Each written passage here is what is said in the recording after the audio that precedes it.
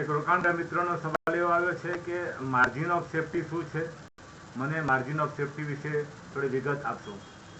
તો margin of safety એટલે કેવું છે કે તમે કોઈ પણ માર્કેટ હોય, સ્ટોક માર્કેટ હોય કે બુલિયન માર્કેટ હોય, કોઈ પણ જગ્યાએ તમે જો એની ઇન્ટ્રિન્સિક વેલ્યુ હોય, કોઈ પણ સ્ટોક હોય, કોઈ પણ કોમોડિટી હોય, એની ઇન્ટ્રિન્સિક વેલ્યુ હોય અને ઇન્ટ્રિન્સિક વેલ્યુની આસપાસ તમે ખરીદો તો તમારી માર્જિન ઓફ સેફ્ટી વધારે આવે.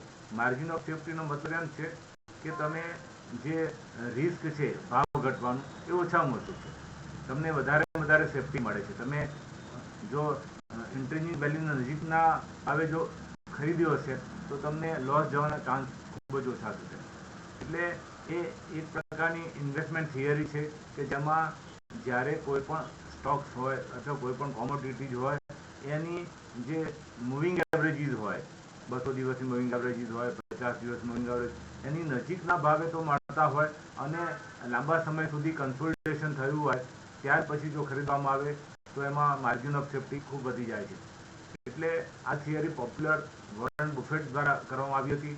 તે એમ કહેતા હતા કે જો કોઈ પણ સ્ટોક હોય હું ખરીદું તો એ મિનિમમ એના ઇન્ટ્રિન્સિક વેલ્યુના 25-30% નીચે મળતો હોવો જોઈએ. એટલે શું થયું કે ધારો કે કોઈ સ્ટોક 100 રૂપિયાની ઇન્ટ્રિન્સિક વેલ્યુ હોય અને એ તમને 60, 65, 70 મળતો હોય તો તેમાં માર્જિન ઓફ સેફ્ટી ખૂબ વધી જાય, કારણ કે પછી એમાં ડાઉનવર્ડ રિસ્ક ઓછું થઈ જાય. આમ માર્જિન ઓફ સેફ્ટીના સ્ટોક્સ શોધવા અને એમાં રોકાણ કરવું ખૂબ જ ફાયદાકારક રહે છે.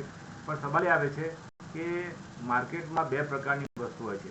એક માર્કેટ પ્રાઇસ કે જે બજારમાં આપણે સ્ક્રીન ઉપર જોઈએ છે, અને એક વેલ્યુ. તો વેલ્યુ એવી છે કે તમારે કંપનીને શોધવી પડે, કાઢવી પડે, તમારે એની કેલ્ક્યુલેટ કરવી પડે, એની એસેટ્સ જોઈને, એના બ્રાન્ડ જોઈને, એની લાયબિલિટી જોઈને, એને શું કહેવાય ફંડામેન્ટલ ડેટા કાઢીને શોધવી પડે. એટલે આપણે એને ટૂંકમાં ઇન્ટ્રિન્સિક વેલ્યુ કહે છે, કંપનીની પોતાની આંતરિક કિંમત. બરાબર. તો એ આંતરિક કિંમતની નજીકના ભાવે જો બજાર ભાવ હશે તો ખૂબ સારું, અને એનાથી નીચે મળતો તો ધી બેસ્ટ. પણ એવું થતું નથી. મોટા ભાગે કેવું થાય છે કે ઇન્ટ્રિન્સિક વેલ્યુ કરતાં માર્કેટ પ્રાઇસ ખૂબ જ વધારે હોય છે. એટલે એમ કહેવાય છે કે ઇન્ટ્રિન્સિક વેલ્યુ અને માર્કેટ પ્રાઇસ શોધવી એ બંને બહુ અલગ વસ્તુ છે. મોટાભાગના ઇન્વેસ્ટર્સ માર્કેટ પ્રાઇસ જોઈને જ વસ્તુ ખરીદતા હોય છે. વાસ્તવમાં એની કંપનીની સ્ટ્રેન્થ જોઈને, એની ઇન્ટ્રિન્સિક વેલ્યુ શોધીને જ ઇન્વેસ્ટમેન્ટ કરવું જોઈએ. એટલે કહેવાય છે કે price what you pay and value what you get. તો તમે જે ચૂકવો છો એ બજાર કિંમત ચૂકવો છો, અને જે ખરીદો છો તમને જે મળે છે એ એની ઇન્ટ્રિન્સિક કિંમત એટલે આંતરિક કિંમત મળે છે. આ બેનો ડિફરન્સ ખૂબ જાણવો જોઈએ.